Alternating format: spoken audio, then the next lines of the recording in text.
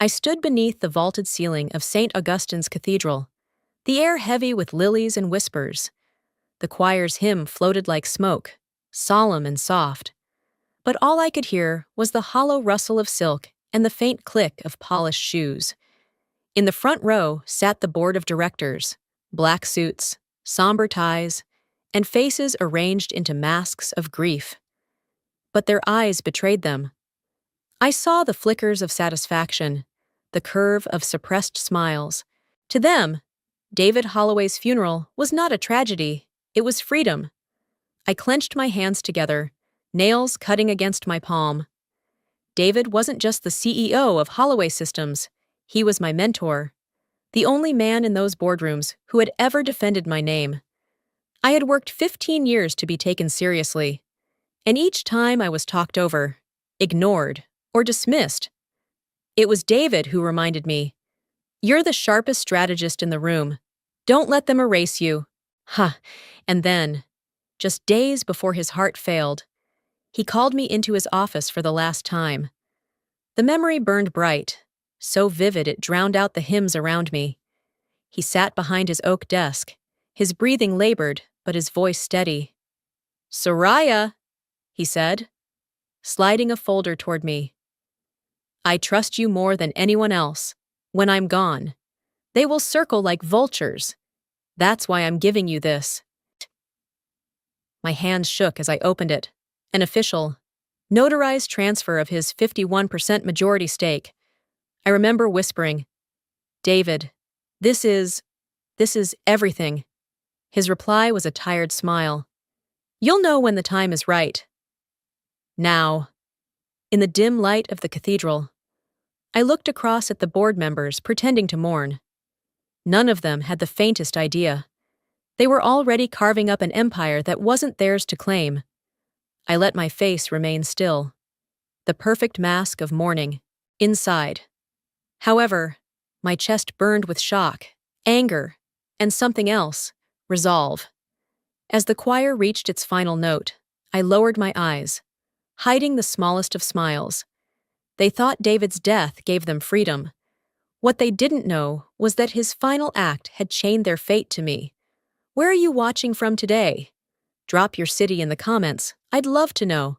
And if this story speaks to you, don't forget to like the video and subscribe so you won't miss the next chapter. A week after the funeral, the cathedral's silence had been replaced by the low hum of fluorescent lights and the faint aroma of burnt coffee in the executive conference room. I had walked into that space countless times before, but never had the air felt so heavy, so deliberately staged. Every chair was occupied, every pair of eyes, already sharpened, turned to me the moment I stepped inside. The chairman adjusted his glasses, his voice slow and rehearsed, as though he'd been waiting years for this exact moment. "Soraya," he began. His tone dipped in false sympathy. "We've conducted a careful review of operations in light of recent changes. It's the board's decision that your position is no longer required. Effective immediately. Your employment with Holloway Systems is terminated." The words landed like stones against my chest. Terminated, after 15 years of late nights, of defending projects, of holding my ground in rooms where every suggestion I made was met with smirks and dismissive glances. This was the ending they had chosen for me. I could feel the heat rising in my face, the prickle of humiliation. They wanted me broken. They wanted me begging. Bryce, the loudest of them all, leaned forward with a mock-concerned frown. "It's nothing personal," he said, his voice just a touch too eager. "Restructuring is painful, but necessary. I'm sure you'll land on your feet somewhere, smaller." A few of the others chuckled under their breath, quickly covering their mouths as though they had coughed. I sat still, every muscle in my body taut, my nails digging into the fabric of my skirt under the table. The humiliation pressed down like a weight. They believed they were discarding me, pushing me into irrelevance, and a part of me, the part that had been overlooked and dismissed for so many years, ached to lash out, to scream, to throw the truth of my ownership across the polished mahogany table. But David's voice echoed in my mind. You'll know when the time is right. Not now. Not yet. So I forced my lips to curve into a small, controlled smile. I raised my eyes, steady, calm, and let the words roll out with a softness that startled even me. I understand. Thank you for the opportunity. The room shifted. A flicker of confusion rippled across their faces. They had expected tears, protest, anger, instead. I had given them nothing but gratitude. False, of course. But they didn't know that. Security will escort you, one of them added hastily, as if afraid I might change my mind and explode into the chaos they had prepared themselves for. I rose slowly, gathering my notebook, my pen, the small stack of papers I had brought in as a shield. My footsteps across the carpet were steady, my heart beat loud enough to drown out the whispers I could feel circling behind me. Each step was a study in restraint. When I reached the elevator, I caught my reflection in the mirrored doors.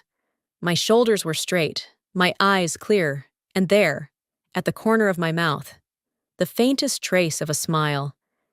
They thought they had humiliated me. They thought they had stripped me of everything. What they didn't know, what none of them could imagine, was that I still carried David's final gift.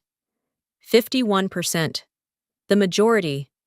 The very thing they assumed they had taken from me. The elevator doors slid shut, sealing me away from their laughter and their whispers. Alone. I let out a single exhale, a release of the pressure building inside my chest. The humiliation was still there, sharp and bitter, but underneath it ran something stronger, steadier, patience. They believed they had erased me. What they had done, in truth, was write the opening line of their downfall. The apartment was too quiet when I pushed the door open, the cardboard box digging into my arms. The silence greeted me like a cold draft, pressing against my chest as I set the box down on the hardwood floor. For 15 years, my world had been defined by the rush of elevators, the chatter of hallways, the endless meetings where my voice was often ignored. Now, all of it had been reduced to a single box. My career, my presence, my supposed worth, collapsed into one container small enough to carry up 3 flights of stairs. I knelt down and began pulling the contents out one by one. A framed photo of my niece, her gap-toothed smile beaming at me, a stack of worn notebooks filled with scribbles, diagrams, and ideas no one had ever truly listened to, a pen that had once belonged to my mother, heavy in my hand with the weight of memory. These things were supposed to be sentimental, tokens of a life lived inside those walls. But tonight, in the silence of my apartment, they felt more like artifacts of a life that had been dismissed with 2 words, terminated immediately. I leaned back against the couch, staring at the scattered items, feeling a hollowness open inside me. The board had wanted this exact moment, to see me diminished, small, stripped of everything, alone in this space. I wondered if they were right. Maybe I was nothing more than a name they could erase from the payroll, a body escorted to the elevator. But then, buried beneath a stack of old reports, I noticed a folder, its edges neatly folded, its surface marked by David's handwriting. My breath caught as I reached for it. Slowly, I pulled it free and flipped it open. Inside lay the notarized contract, David's final gift to me, his transfer of 51% of the company's shares. My hands trembled as I touched the embossed seals, the signatures, the undeniable proof of control. For a moment, the loneliness cracked, replaced by something fiercer. This wasn't just a lifeline, it was a weapon. As I traced my finger across David's familiar scrawl, a smaller slip of paper slid loose from the folder and landed on the floor. I picked it up, unfolding it carefully. The handwriting was shaky but unmistakable. Just 6 words, underlined once. Steady hands. Wait for the storm. The message was simple, but it pierced straight through me. I closed my eyes. hearing his voice as clearly as if he were still sitting across from me at his oak desk. Steady hands. He had chosen me not because I was loudest or most aggressive, but because he trusted my patience, my ability to withstand humiliation without breaking. Tears slipped down my face before I could stop them. Not loud sobs, just quiet streaks cutting across my cheeks. I pressed the note to my chest, clutching it as though it were a lifeline. For years, I had felt invisible, a shadow in rooms where decisions were made. Tonight, that invisibility turned into isolation. The weight of 51% felt heavier than the box at my feet. I gathered the papers back into the folder, tucking the note carefully between the pages. Then I slid everything into the locked drawer of my desk. Safe. Untouchable. Unlike me. This couldn't be escorted out of a building. This couldn't be erased with a vote. The apartment was still quiet, the city outside buzzing faintly through the glass. I sank into the couch, the emptiness pressing in. But beneath it, a pulse of determination kept me upright. They thought they had left me with nothing. In reality, I held the very thing that could dismantle them all. Loneliness filled the room, but so did the echo of David's words. I whispered them aloud into the dark, my voice steadier than I felt. Wait for the storm. Stir. The weekend should have been quiet. After the humiliation of being escorted out, after the heavy silence of my apartment and the discovery of David's note, I wanted nothing more than to disappear into sleep. But sleep didn't come. My phone wouldn't stop buzzing, the glow of the screen cutting through the dark. At first, I ignored it. Then, one message made me sit up straight. They're celebrating without you. It was from Nell, one of the few colleagues I still trusted. A photo followed, grainy, taken through the window of a private club downtown. I zoomed in until the pixels blurred. There they were, Bryce with his whiskey raised high, the chairman grinning wide, the other board members leaning back in their leather chairs as if they owned the city. The caption beneath the photo twisted like a knife. To new beginnings, no more dead weight. I dropped the phone onto the couch and pressed my hands against my face. Dead weight, after everything, after years of bending over backward to keep the company steady, after giving up birthdays, weekends, relationships, reduced to 2 words muttered between drinks. The betrayal was sharp, not because I hadn't expected it, but because it proved what I had always known. Their respect had been an illusion. A second message arrived. This one was a voice file. I hesitated before pressing play, but curiosity overpowered dread. The sound of clinking glasses filled my living room, laughter, low voices, and then Bryce's unmistakable drawl. First order of business.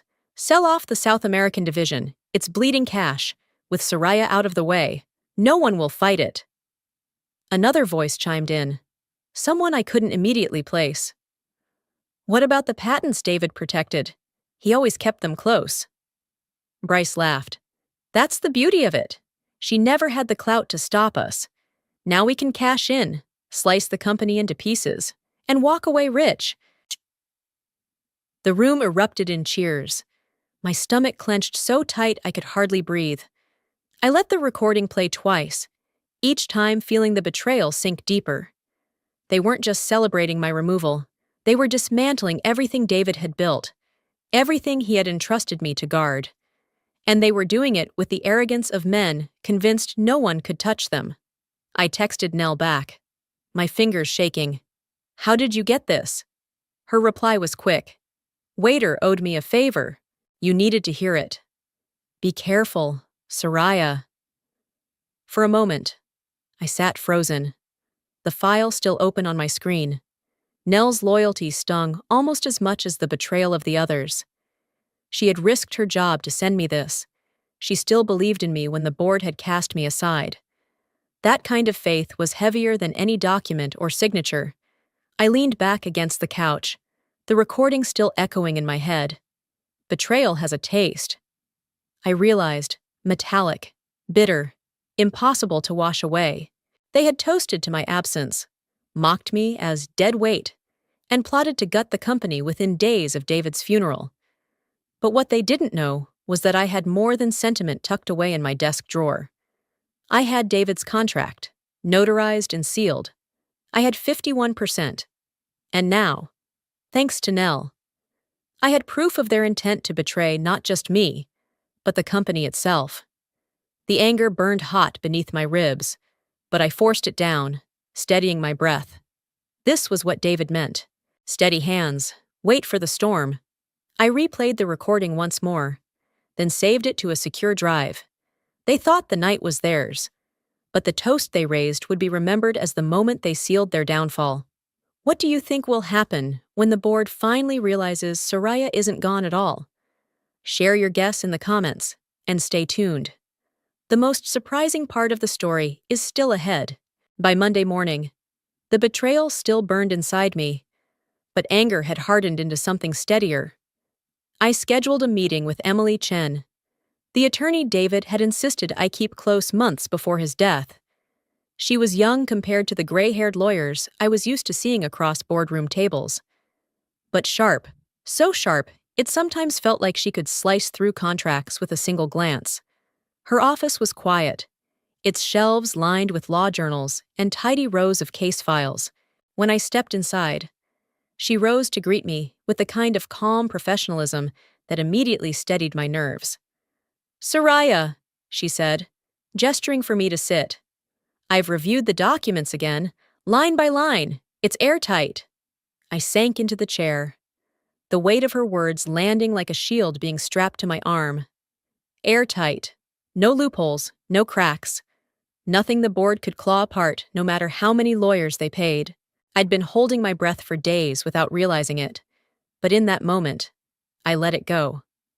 "They'll come at me the second they sense what I hold," I said quietly. "They already call me dead weight.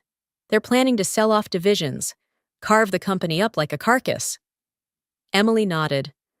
"That's exactly why you can't reveal too soon. Let them expose themselves first. Every reckless move, every careless word, it will strengthen your hand. If you strike now, you'll be dragged into a courtroom fight before you're ready. Patience is leverage." Her words echoed David's note. Steady hands. Wait for the storm. For a brief moment, I felt the strange comfort of being surrounded by people who had believed in me, David in his final days. And now Emily, carrying his foresight forward. I pulled the folder from my bag and slid it across her desk. She opened it, flipping through the notarized signatures, the embossed seals, the attached physician's statement confirming David had been of sound mind. Then she stopped and tapped a page near the back. "Here," she said. "This is the part most people would miss. The retention clause." I frowned. "What's that?" Emily's lips curved into a small, satisfied smile. Months before he signed the transfer, David amended his will and corporate agreements. He didn't just give you 51%. He pre-signed the legal engagement that retained me as your counsel, effective the day of his death. He prepared for this exact scenario. The realization hit me harder than I expected. David hadn't acted on impulse. He hadn't trusted me at the last minute, out of desperation. He had been planning for months, ensuring that when the storm broke, I wouldn't stand alone. I pressed my hand against the folder, grounding myself. "So he knew," I whispered. "He knew," Emily confirmed. "And he trusted you to see it through." The loneliness of the past week lifted just slightly, replaced by a current of resolve. Betrayal had nearly drowned me. Humiliation had cut me open. But now I felt the truth like steel in my spine. I wasn't the board's discarded employee. I was the majority shareholder. Armed with foresight David had put in place long before they imagined their victory. Emily leaned back, studying me. "They're arrogant. Soraya. They'll overreach. They always do. And when they do, you'll be ready. Just hold steady. The storm is already gathering." I left her office with the city lights stretching before me, my grip tight around the folder, for the first time since the funeral. My steps felt deliberate, unshaken. They had called me dead weight. They would soon learn how heavy my presence truly was. The phone rang just after 8 o'clock in the evening, its shrill tone slicing through the stillness of my apartment. For a moment, I considered ignoring it, but the caller ID flashing across the screen made me pause. Bryce. Of course. I let it ring twice before answering, steadying my voice into something neutral. Hello? Ah, Soraya, he said, his tone drenched in false warmth, the kind of voice people use when they think they're doing you a favor. I heard the news. Tough break. I just wanted to check in. You know, see how you're holding up. I could almost see his smug expression through the line, the faint curl of his lips, the self-satisfied gleam in his eyes. He wasn't calling out of kindness. He was calling to measure me, to confirm what the board had already decided, that I was finished. I'm fine, I replied evenly, though my hand tightened around the phone. Well, that's good to hear, he continued smoothly. Look, I know transitions like this can be unsettling, but I think I can help. I still have a lot of contacts in the industry. Maybe I could put in a word. Find you something a little more fitting. Smaller company. Of course, but somewhere you can contribute without all the pressure. What do you think? The contempt rose so sharply inside me, I had to bite the inside of my cheek to keep from laughing out loud. Smaller company. Somewhere I could contribute, as though my 15 years of building strategies, winning clients, and holding the line during crises had been a training exercise for a gentler, lesser job. He thought he was generous, dangling scraps before me like I should be grateful. I leaned back into the couch, letting the silence stretch a second longer than necessary. That's generous of you, I said finally, my voice calm, detached. I'll think about it. Of course, Bryce replied, pleased with himself. We have to look out for each other, right? Besides, I've got some exciting initiatives rolling out soon. Big changes on the horizon. It's going to be quite a show. I closed my eyes, shaking my head slightly, thankful he couldn't see the contempt written across my face. He truly believed he had won, that I was a discarded piece of the puzzle now forced to rely on his crumbs. He couldn't know, that I was holding 51% of the company in a folder only a few feet away. Congratulations, I said softly. I'm sure you'll make it memorable, he chuckled. We'll see. Anyway, I should let you go. Just wanted to extend the olive branch. You know where to find me if you need help. I appreciate it, I replied, my tone clipped, polite. When the call ended, I sat there for a moment, staring at the phone in my hand. The recording app was still open, the red dot blinking steadily. I saved the file, labeling it with his name and the date. Evidence, a future weapon. Should I need it? The irony wasn't lost on me. Bryce had called to assert dominance, to remind me of my supposed dependence on his mercy. Instead, he had handed me a gift, his condescension preserved in his own voice, proof of his arrogance and manipulation. I set the phone down on the table and exhaled slowly. Contempt still pulsed hot in my veins, but it wasn't the wild kind that consumed. It was sharper, colder, the kind that honed itself into clarity. Men like Bryce thrived on underestimation. They thought a woman dismissed was a woman diminished. They thought kindness offered in a poisoned cup was still kindness. But I knew better, and I knew patience. I rose from the couch, walked to my desk, and slid the recording into the same locked drawer that held David's documents. 2 weapons, side by side. One was a shield, airtight and legal. The other was a dagger, sharp enough to cut when the moment demanded it. Bryce thought he had spoken down to me tonight. What he didn't realize was that he had already spoken himself into a corner. The next evening, when the city lights blurred against the rain-slicked windows, I unlocked the door to the small office I had rented 2 months earlier. It was nothing like the gleaming glass towers I'd grown used to, just 2 rooms above a bakery, the scent of fresh bread clinging faintly to the walls. Modest, private, anonymous. Exactly what I needed. I flicked on the desk lamp and set my bag down. The pool of yellow light revealed the essentials: a laptop, a filing cabinet, and a locked drawer where David's documents already waited. This was my war room. And tonight, there would be no distractions, no sympathetic glances, no mocking laughter, only me, the numbers, and the truth they refused to admit. I opened the first quarterly report and began to read. At first glance, the glossy charts looked familiar, reassuring, even, but I'd spent too many years inside those walls not to recognize the signs. The margins were thinning, revenue flat despite the bravado of press releases. Beneath the surface, the company was bleeding. As I flipped through more pages, the loneliness pressed in. 15 years of giving myself to Holloway Systems, and now I sat here, exiled, reading its decline in solitude. I thought about the others still inside: engineers, analysts, assistants, good people who didn't deserve what was coming. The board saw only numbers on a page. I saw names, faces, late-night conversations in the glow of monitors. And now, those same people were pawns in the board's hunger for quick cash. I pushed the reports aside and pulled out another file, a compilation of internal communications Nell had slipped me months ago. She hadn't said much then, only that I might need them someday. At the time, I didn't understand. Tonight, I did. Buried among the emails was a draft message that hadn't been circulated yet.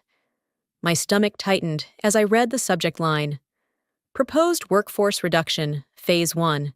The text was blunt, clinical, heartless, a plan to cut hundreds of jobs across multiple divisions, packaged neatly as streamlining for efficiency.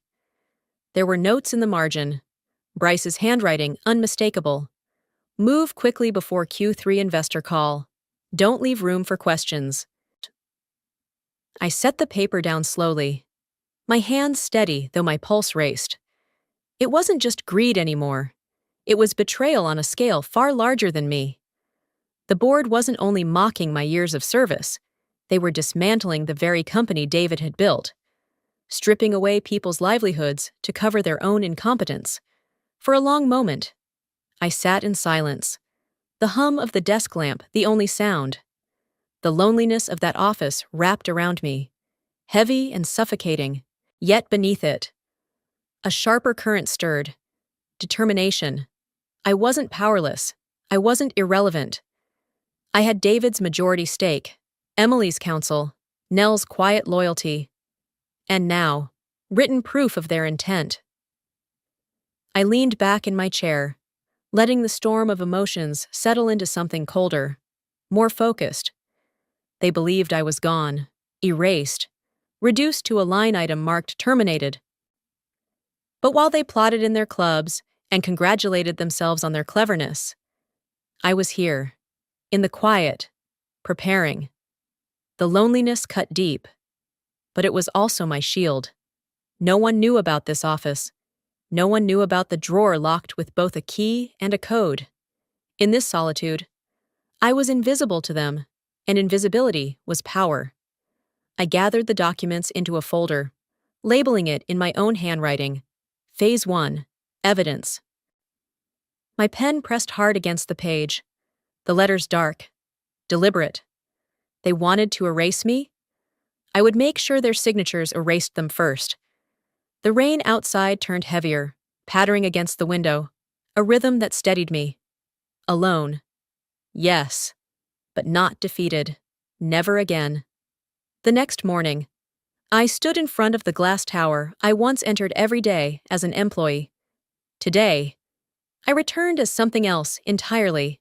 My heart pounded, but my hands were steady as I clutched the sealed envelope from Emily Chen, my attorney's letter asserting my rights as majority shareholder. The guard at the front desk blinked in surprise when he saw me. "Ms. Blake, you're not on the employee list anymore," he said, shifting uncomfortably. The board was clear. I slid the envelope across the marble counter, watching his expression shift as he read the bold letterhead. Emily's name carried weight, but the language inside carried more. It cited my right to attend any and all board meetings, not as staff, but as controlling shareholder. His eyes flicked from the document back to me. I'll need to call upstairs, he stammered. Of course, I replied smoothly. My voice betrayed nothing of the adrenaline rushing under my skin. 10 minutes later, 2 security staff escorted me toward the executive floor.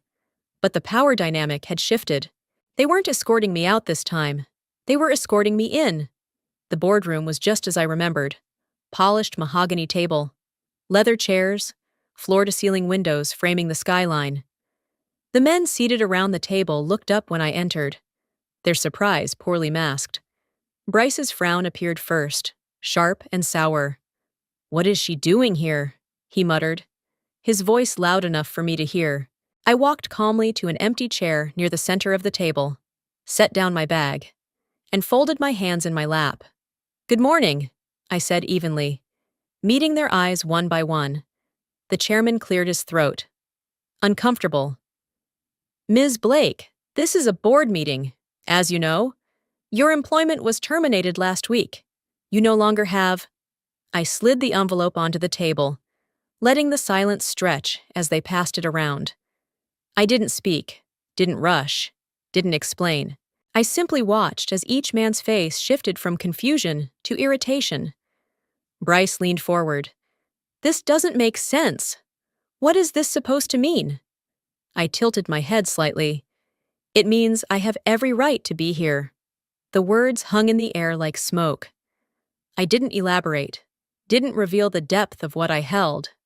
Not yet. Instead, I leaned back in my chair, hands folded, eyes steady.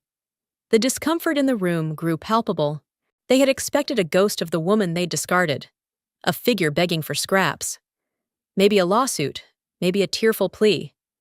Instead, I gave them silence, composure, patience. The chairman shifted in his seat, shuffling papers that suddenly seemed irrelevant. "Well," he said, clearing his throat again. "We can proceed, I suppose. But understand, Ms. Blake, this is highly irregular." "Proceed," I agreed softly. Their voices stumbled at first, forced back into the agenda, but the rhythm of the meeting was broken. I could see it in their glances, the way they avoided looking directly at me, the way their words tangled as they tried to push through the motions. They knew something had changed, they just couldn't place what. I took notes quietly, nodding at intervals, never raising my voice, never challenging their words outright. The quiet was my weapon, each pause heavy with unspoken authority. Bryce finally snapped. "If she thinks sitting here will change anything, she's mistaken," he said. Louder than necessary, his glare cutting toward me. I met his eyes, calm and unflinching. "We'll see," I murmured. No threats, no explanations, just enough to unsettle him.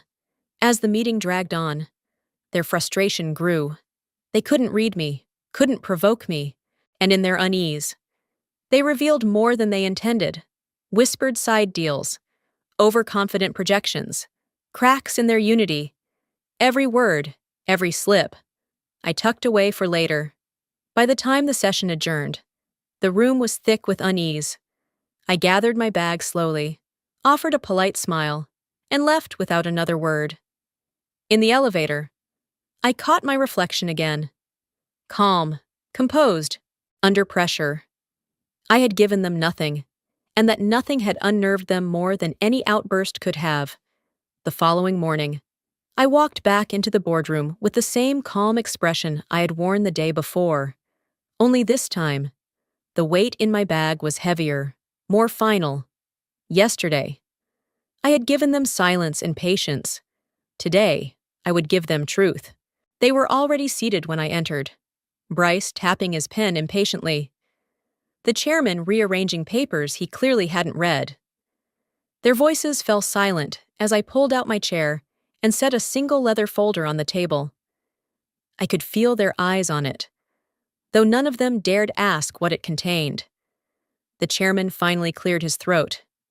"Ms. Blake, we tolerated your presence yesterday out of courtesy, but this cannot continue. You no longer have standing here." Without a word, I pushed the folder across the polished mahogany. The envelope slid smoothly, landing directly in front of him.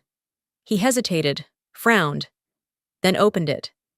His eyes scanned the first page, then the second. His mouth parted slightly, as if the words had been pulled out of him. "What is this?" he whispered. "Read it aloud," I said, my voice steady. His hands trembled as he lifted the notarized document, the embossed seal catching the morning light. This claims that David Holloway transferred 51% of his personal shares to Ms. Soraya Blake, effective immediately. A stunned silence swallowed the room. Every face turned toward me, expressions cycling from disbelief to panic. Bryce shot to his feet. "This is outrageous! Do you expect us to believe David would hand over control to you of all people?" I met his glare without flinching. "Believe what you want. The signatures are authentic. The notarization is valid. The filing is complete. 51%. Controlling interest." The words dropped like stones into still water, sending ripples across the table. The chairman looked pale, his knuckles white as he clutched the pages. This changes everything," he muttered. "Exactly," I said. Bryce slammed his fist down. "You think you can walk back in here and take over? You're bluffing. You don't have the experience, the connections, the authority." And then, as if the universe itself had been waiting for this moment, my phone buzzed loudly against the table. Every head turned. I let it ring once, twice, before answering on speaker. "Ms. Blake, this is Victoria Hale from Anderson Holdings," came the crisp voice of our largest institutional investor. A murmur spread around the table like fire through dry grass. "Yes, Victoria," I said calmly, eyes never leaving Bryce's face. "I wanted to confirm our meeting this afternoon. We're eager to discuss the company's future under your leadership. Anderson will stand behind you." "Thank you," I replied smoothly. "I'll see you at 2. The call ended. The silence that followed was heavier than before. I could see it in their eyes. The dawning realization that the power they thought secure was gone. Bryce's face had lost its confident color. His words caught in his throat. He sat down slowly, no longer pounding the table, no longer smiling. I leaned forward, folding my hands together. "You wanted me gone. You mocked me as dead weight. And yet, here I sit, with more authority than any of you combined. The future of this company runs through me now. That isn't a threat, it's a fact." The chairman cleared his throat again, this time not to object but to steady himself. "Then, I suppose we'll need to reconvene under this new reality." I stood, gathering the folder back into my hands. "Tomorrow morning, I expect every one of you to be prepared to discuss restructuring, properly this time." As I walked toward the door, I felt the weight of their stares on my back. Yesterday, they had seen me as a ghost haunting the room. Today, they saw me for what I truly was, the one holding the strings. Power had shifted, and it was irreversible. By the next morning, the whispers had already spread beyond the boardroom walls. My phone lit up with messages from former colleagues, their words carrying a mix of curiosity and concern. "They're saying you forged documents. Bryce told HR you preyed on a dying man. They're ordering a wipe of your company email account."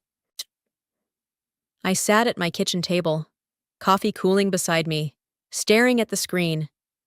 The anger came quickly, hot and immediate. They were trying to erase me, not just my position this time, but my integrity, my name, my history. 15 years of contributions reduced to rumor, dragged through the mud because they couldn't accept what was already sealed in ink and law.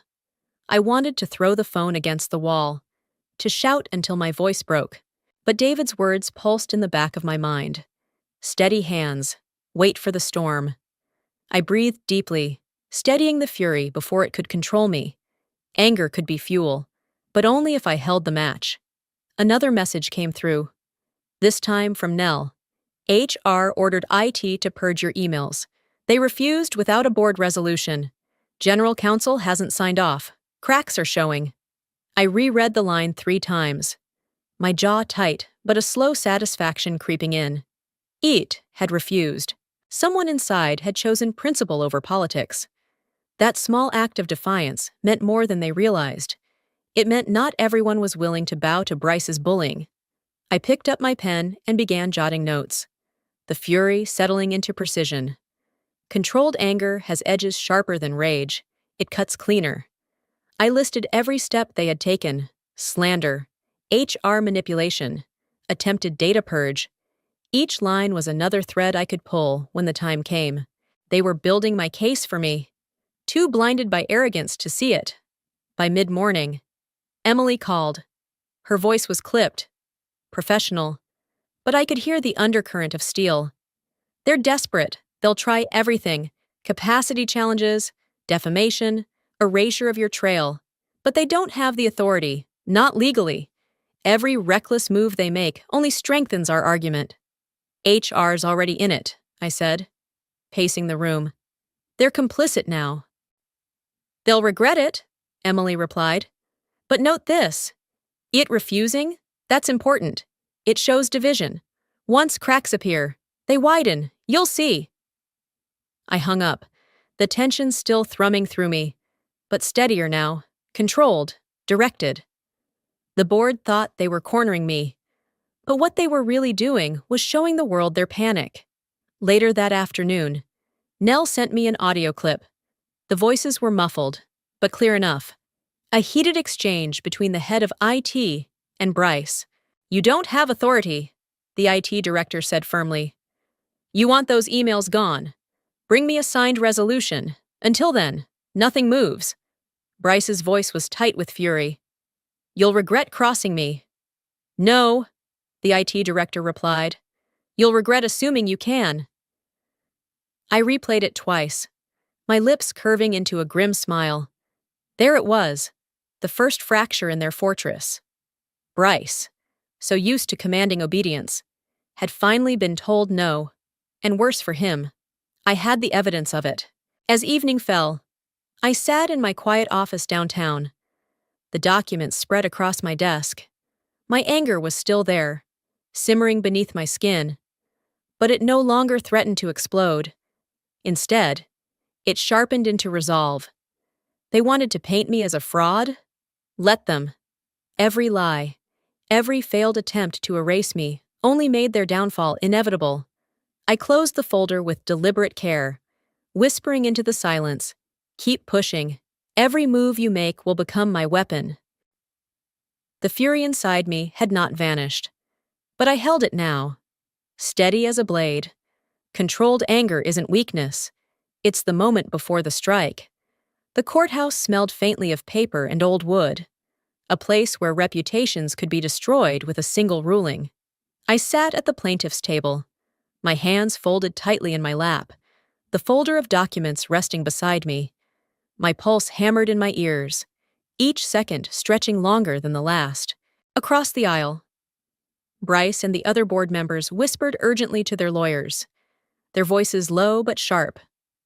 The judge entered, his robe flowing, and the room rose before settling into silence. He adjusted his glasses, scanning the docket. Case number 23-0415. Petition regarding shareholder ownership and request for injunctive relief. His voice was steady, detached, but to me, it sounded like thunder. Our attorney, Emily Chen, stood first, calm as ever. She presented the notarized documents. David's signed transfer of 51%, witnessed, sealed, and backed by a physician's attestation that he had been fully competent at the time. Her arguments were precise. Surgical. I watched the judge nod as she spoke, his pen scratching notes across the yellow pad before him. Then it was their turn. The board's lead counsel rose, his tone urgent, almost desperate. Your Honor, we contend that Mr. Holloway was not of sound mind when he executed these documents. He was under duress, and the transfer represents opportunistic manipulation. The words stabbed at me, but I kept my face still. David's integrity was not up for debate. Not in my mind. Still, the accusation burned, and for a moment, the old humiliation pressed against my chest. Emily rose again, her voice sharp as glass. Your Honor, opposing counsel offers speculation without proof. We submit into evidence a letter signed by Dr. James Ellison, Mr. Holloway's attending physician, dated 3 days before the transfer. It states explicitly, patient is alert, oriented, and of sound mind, capable of making legal decisions. The letter was handed up. The judge read it carefully. The silence in the room so thick it felt like it might choke me. My palms were damp against my skirt, and I forced myself to breathe slowly. Evenly, every second felt like standing on the edge of a cliff, waiting to know if I would fall or fly. Finally, the judge looked up. His voice carried the weight of finality. The documentation is valid. The court grants the request for a status quo order, effective immediately, no asset sales, no personnel changes, and no executive actions may occur without the petitioner's consent. The words hit me like a rush of air after being underwater too long. Relief washed through my chest, loosening the tension I'd been carrying since David's funeral. I exhaled shakily, gripping the edge of the table to steady myself. Across the aisle, chaos erupted.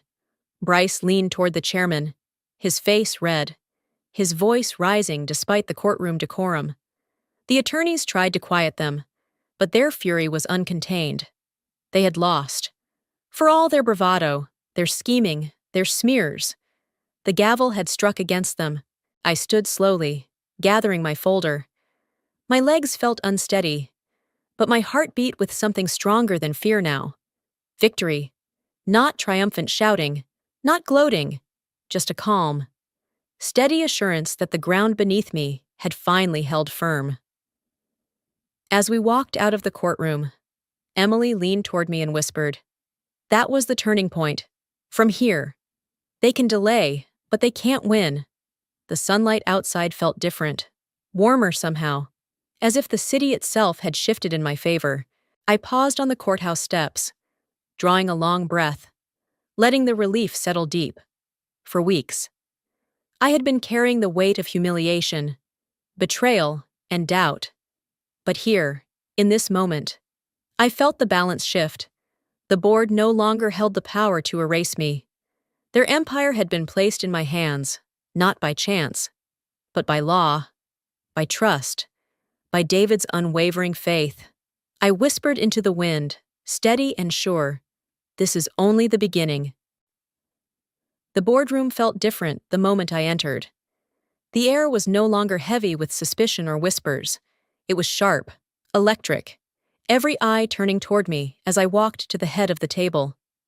For years, I had sat at the margins, my voice dismissed, my presence minimized. Today, I pulled out the chair at the center and sat down, not as an employee, not as a discarded strategist, as the chairwoman, the majority shareholder, the one voice that could not be erased. The directors shifted uncomfortably, some avoiding my eyes, others bristling with anger they could no longer disguise. Bryce sat near the middle, his jaw clenched, his pen tapping furiously against his notepad, as though noise alone might reclaim the control he had lost. I waited until the room quieted. Then I spoke. This company doesn't belong to egos or backroom deals. It belongs to its people, its clients, and its future. That future starts today. My voice was calm, steady, but every word landed like a hammer. I turned to Bryce. "Effective immediately. Your resignation is required. Compensation is frozen pending audit. Security will escort you out." His face went pale. For the first time. The arrogance drained from his expression. He opened his mouth as if to argue, then closed it again. The silence was louder than any protest. He knew it was over. I continued without pause. 3 new directors will join this board. Independent, experienced, with no ties to past leadership. Their seats are already confirmed. This board is being rebuilt, not to serve itself, but to serve the company. A murmur spread, a mixture of shock and reluctant acceptance. They had no power to stop me. The court had confirmed it. The law had sealed it. And now, the investors had spoken. As if on cue, my phone buzzed on the table. A message from Victoria Hale at Anderson Holdings appeared on the screen. Full public support issued. Statement live. I looked up, meeting the eyes of every man at the table. Anderson Holdings has made their position clear. They stand with me, which means the market stands with us. The weight of the moment pressed down on them. They had mocked me as dead weight, tried to erase me, called me a fraud, and yet, here I was, steering the very company they believed they controlled. Later that afternoon, in the quiet of my new office, I opened David's old notebook. Its pages were filled with scribbles, arrows, names, and notes from meetings long past. At the very bottom of the last page, one line stood alone, underlined twice. Steady hands win wars. I sat back, the words washing over me. This wasn't just revenge, it was responsibility. David hadn't trusted me with 51% so I could humiliate them. He had trusted me to protect the company, to guard its future from men who would hollow it out for profit. The tension of weeks, humiliation, betrayal, fury, finally gave way to something quieter, deeper, liberation. I was no longer the woman escorted out with a cardboard box. I was the one writing the next chapter. That evening, as I stepped out of the building, the city lights shimmered against the glass. Employees paused in the lobby, their eyes following me, some with curiosity, others with hope. I offered them a small, calm smile. It wasn't triumph, it was a promise. The war was over, and I had won, not with rage, but with steady hands.